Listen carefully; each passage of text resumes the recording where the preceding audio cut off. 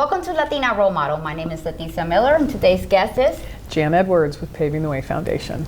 Today we have a special addition to the show. Jan is going to talk about a topic that most people don't want to talk about that is affecting our kids.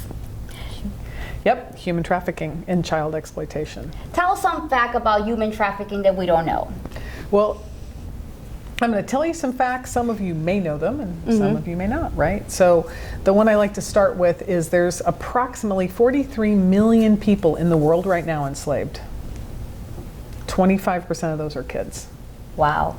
Yeah, so you're talking 5 million plus children in the world that are enslaved, making bricks, working in the mines, working in the fisheries, and of course, child sex exploitation. And that's globally. Nationally, according to the FBI, there's about 300,000 children a year in the United States that are lured into this life. I personally think it's more, but we're going to go with their statistic. In the state of Florida, we have the third highest number of calls. Hold up. You said the third? Third highest number of calls to the National Trafficking Hotline. Here. Right here, the Sunshine State. Wow. Yeah, yeah. In Orange County, where you and I live, we're number 2 in the state for child trafficking cases, according to the Department of Children and Family Services. That's crazy. Yep. And who's the victim when it comes to child trafficking? Is it just little kids? Is it? Well, the average age is 11 to 14. It's the average age. Okay. So do the math. Wow. Is it only females? No.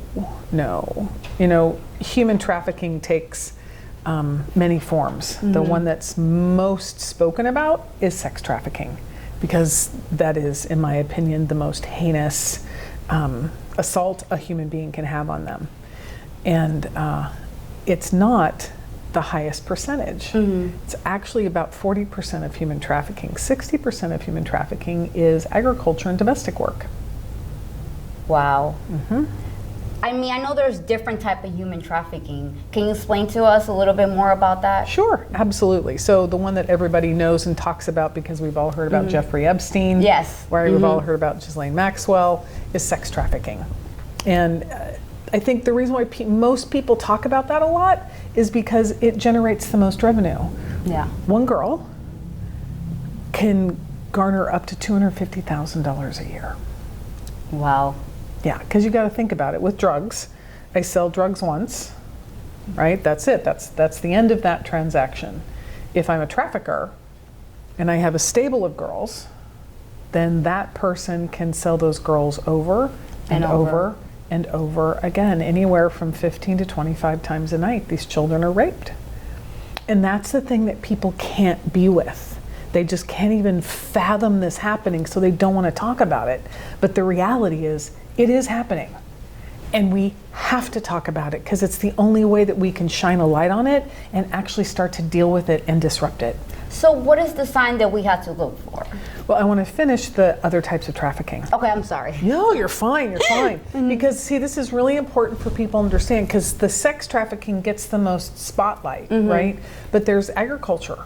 We have people coming, as you know, from a variety of countries, and they're promised the world, their passports are taken away, and now they're working in the fields 16, 18 hours a day with minimal food, minimal water, and they can't do anything because their lives are threatened, or they're threatened that ICE is going to take you away. Well, if you're being trafficked, which is an illegal activity, ICE will actually help you. There's multiple kinds of visas that can actually keep someone in the country to help prosecute their trafficker. And they can actually stay here legally, even if they came in illegally. It's U visa. So it's very important for people to understand that. So there's agriculture. There's also domestic servitude. People come over, they think they're going to be nannies, they think they're going to be housekeepers, and sometimes they're sexually abused, sometimes they're not paid. They think they're coming for a paid job and they never get paid. Massage parlors, same thing. That's the same thing. They're promised this beautiful life, because look, everyone wants to come live in America. The land of the dream, yeah. Yeah, everyone wants to come live here, so it's a great dream to sell to somebody who doesn't know. So what are the signs that we have to look for, especially parents? So we're going to go with online exploitation, okay? And you got to get, these predators are very sneaky. And since, we're in the current environment that we're in, we've got a lot of kids at home. And we were one of the first organizations in March. As soon as they decided to close the schools, I was like, you just put 3.2 million children at risk for predators to come find them. So we did 4 videos on our Facebook page, and you can also find them on YouTube, debunking these exact myths with experts in the field. So we talked to law enforcement, we talked to attorneys, we actually talked to a couple of survivors so they could share their story, people inside the juvenile justice system. So online predators, the thing parents want to look for, I'm going to use my prop. When you walk in the room and your child puts your phone down really quickly, and you go, who are you talking to? They go, no one. Or they're spending an exorbitant amount of time, like exorbitant, not, because look, they got schoolwork, but they go up to their room, they lock their door, and they spend all their time online. And they're on their laptop, and as soon as you walk in the door, boom, they close your laptop. Because how this happens is, look, social media has become this environment of complaining. All we do is complain.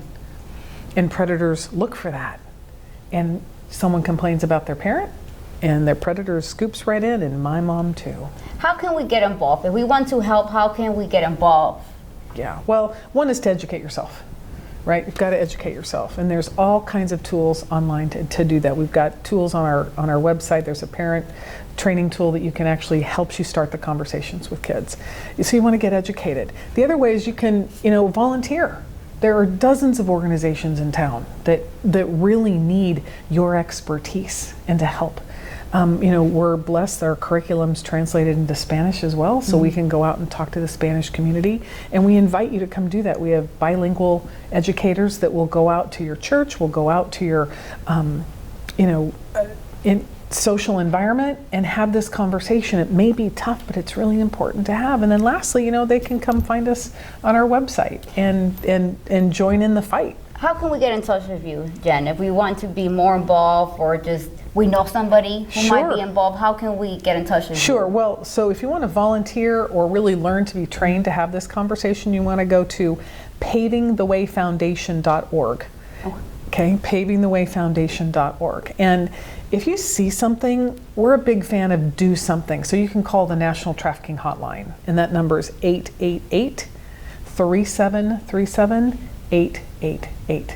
You call that number, it's available 24 hours a day, 7 days a week, 210 languages, and you could actually save a life. Jennifer, I want to thank you so much for being on the show, and I wish there was more people in this world who can help as much as you do. Thank you. This is Leticia Miller with Latina Role Model.